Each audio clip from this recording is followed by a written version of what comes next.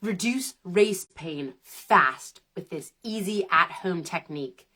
Hi, my name is Colette and I'm the Run Recovery Coach, and I'm going to teach you today about reducing run race pain fast with this easy at-home technique. So I remember when I first started run training, and I've done a few races in my time, and you start building up, and you'd go out on a training race, probably one of your longer ones, and you'd go out, you'd train, you'd really push yourself, and then you'd come home and you'd be like, oh my gosh, my muscles are in absolute agony. And then the next day, you knew you needed a rest day or whatnot, but you would feel the pain for the next couple of days.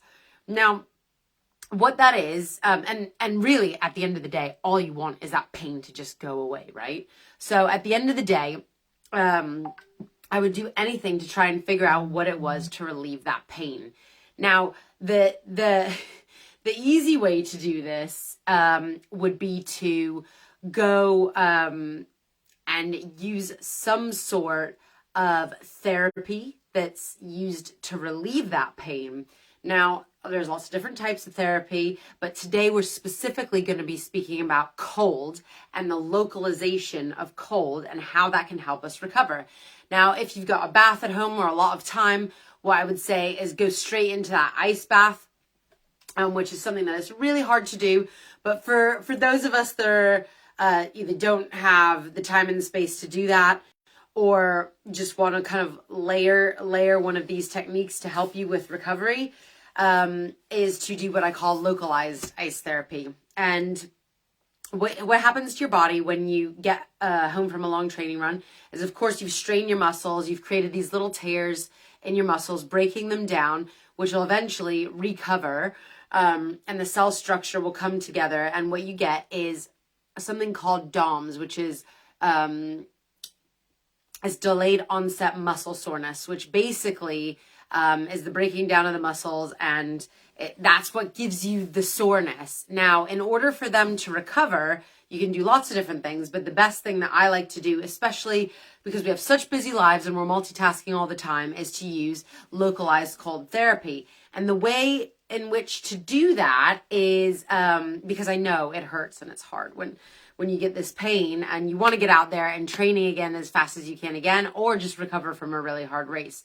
So the way in which I do this, the strategy is, first of all, you want to do, when you come home from one of these runs, you want to come home and do what I would call a localized body scan, or identify the parts of your body which are most sore. Now, in us runners, it's going to be either your hamstrings or your quads or your calves. Maybe your piriformis and your deeper muscle groups and your gluteus maximus. So there's lots of different areas which it can be, and for different runners, it hits different things depending on what your running style is like and what hurts. So if you do what I call a body scan first, which is to really assess your own body, see how you're feeling, and I like to do that through deep breathing exercises and some forms of non-sleep deep rest, or just exercises where you kind of like are just focusing on being still and identify in your body where those pain points are. Then the second step to do is to use some form of localized cold on your body. Now, you can use just a normal ice pack like you do when you like break or sprain something, and they say to do ice treatments there to reduce inflammation. It's a similar idea here, but so you have ice packs.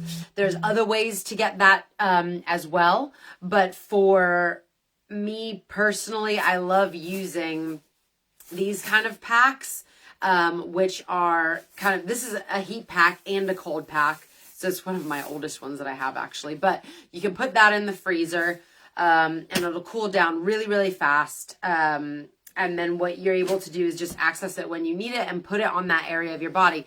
The great thing about these things is because of what's inside them, it allows it to mold around that part of your body. And you want to keep it there.